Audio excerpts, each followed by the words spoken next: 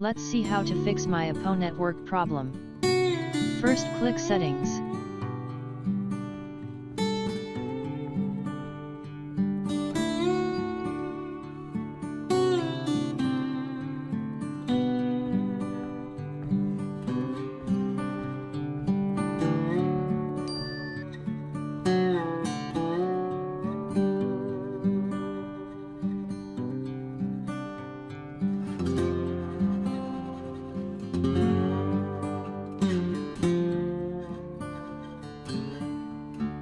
If your phone has a password pattern lock or fingerprint, enter it.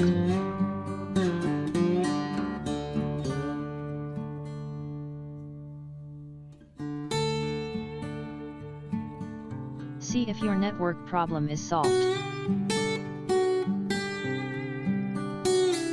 Thanks for watching.